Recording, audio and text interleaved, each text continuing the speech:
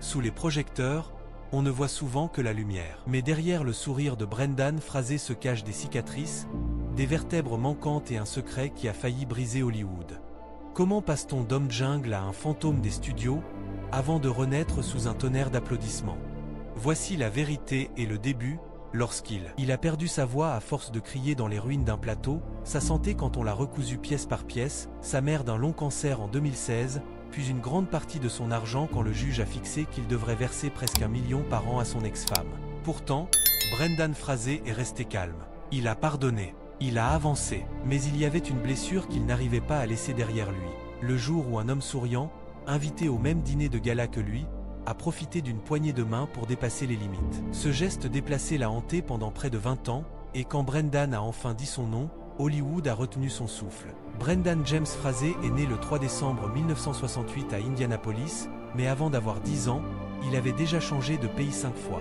Seattle, Ottawa, les Pays-Bas, même la Suisse. Chaque fois, il défaisait ses valises, se faisait un copain, puis repartait. Pas de jardin ou planter un arbre. Pas de coin secret qui reste à soi. Juste la sensation qu'un foyer, c'est une poignée de souvenirs qu'on porte dans ses poches. À l'école, Brendan n'était ni le plus rapide ni le plus drôle. Il était celui qui écoutait. Il collectionnait les accents, les petites histoires, les gestes qui disent « j'ai peur » ou « je rêve ». Un jour, au théâtre du collège, il glisse dans la coulisse, met un masque en carton et découvre qu'en jouant quelqu'un d'autre, il peut enfin rester quelque part plus de 10 minutes. Il se dit « je veux faire ça ». Les années passent, les auditions aussi, souvent ratées. Puis un singe de dessin animé l'embarque dans la jungle, et soudain les enfants du monde entier hurlent « ouah » quand ils le croisent dans la rue. George of the Jungle fait de lui une star, mais c'est le retour de la momie en 1999 qui le catapulte tout en haut, avec un fouet à la main et du sable dans les cheveux. Brendan veut être loyal, il fait ses cascades lui-même. Il tombe d'un wagon, se tord le genou, se relève, recommence. Il termine un tournage avec autant de bleus que de lignes de dialogue. Ses os protestent, son dos cède, on lui retire un morceau de vertèbre, on lui remplace une partie du genou, on répare ses cordes vocales. 7 ans de va-et-vient à l'hôpital. À chaque sortie, il sourit devant les paparazzi comme si les agrafes sous sa chemise n'existaient pas. Puis, coup de tonnerre, 2003. Un déjeuner poli, des journalistes du monde entier, un président d'association qui glisse la main là où elle n'a rien à faire. Brendan se fige. Il se sent minuscule alors qu'il mesure plus d'1,92 m. Il rentre chez lui, ferme la porte, et le silence s'installe. Il pense que personne ne le croira, que sa carrière tiendra à un fil déjà usé. Il se trompe à moitié, certains le croient, mais d'autres ferment les yeux. Les rôles se font plus rares. En 2007, son mariage se défait. 3 garçons à protéger, des factures qui s'empilent. Le tribunal fixe la pension, 50 000 $ par mois pour l'ex-épouse, 25 000 pour les enfants. Brendan paie. Puis il réalise qu'il n'a plus les superproductions pour suivre le rythme. « Je n'y arrive plus », dit-il au juge. On l'accuse de mentir. Le monde rit. Comment Tarzan peut-il être à court d'argent? Mais dans son portefeuille, la jungle est vide, sa mère tombe malade. Elle part le 21 novembre 2016. Brendan reste près du lit, serre sa main, lui promet de continuer. Quand il sort de l'hôpital, le ciel semble plus bas qu'avant, alors il disparaît des écrans. On le croit fini. Il apparaît dans une série ici ou là, souvent caché sous un casque de robot ou un maquillage épais. Il apprend à apprivoiser le vide, à marcher sans projecteur. Il s'occupe de Griffin, son fils aîné, qui est autiste, et découvre que le silence n'est pas toujours un ennemi.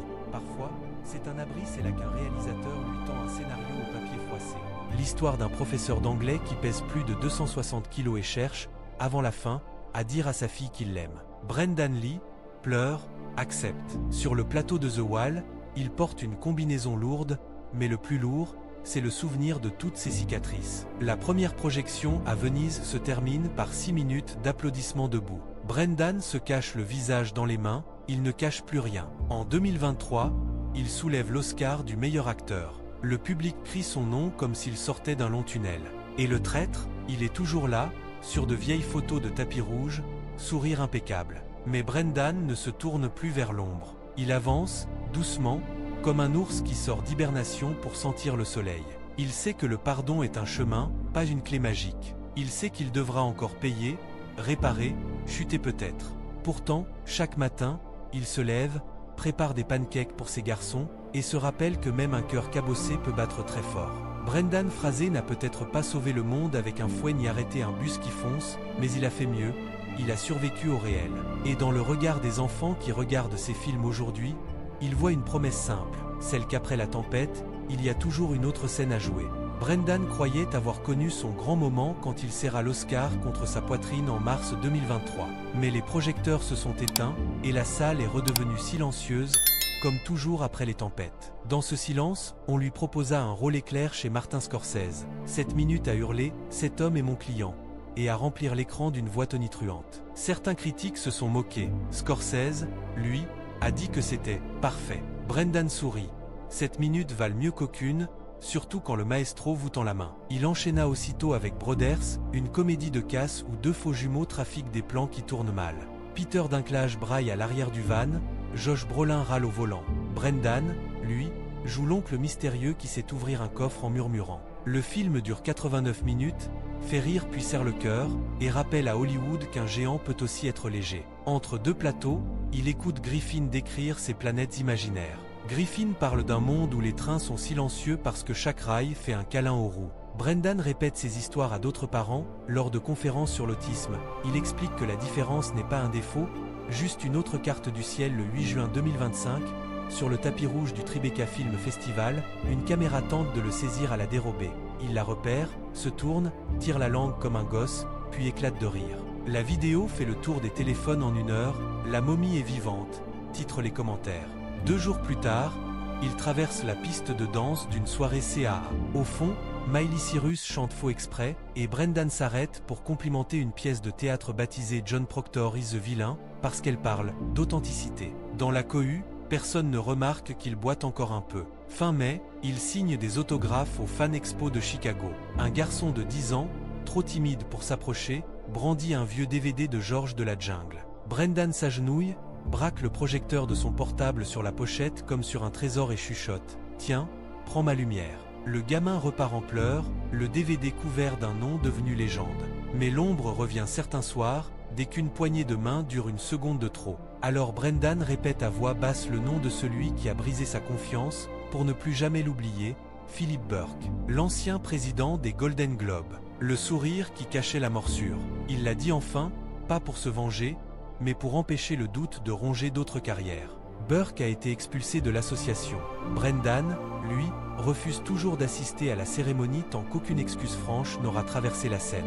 Quand on lui demande si la haine s'est éteinte, il répond « Je n'ai pas le temps de la nourrir ». Puis il énumère, comme on compte les étoiles avant de s'endormir. 3 fils qui grandissent trop vite, une colonne vertébrale rafistolée, des fans qui crient « Bi excellent », même si ce n'était pas lui dans ce film-là. Il respire, lève les yeux, la nuit est vaste, mais pas plus que sa gratitude.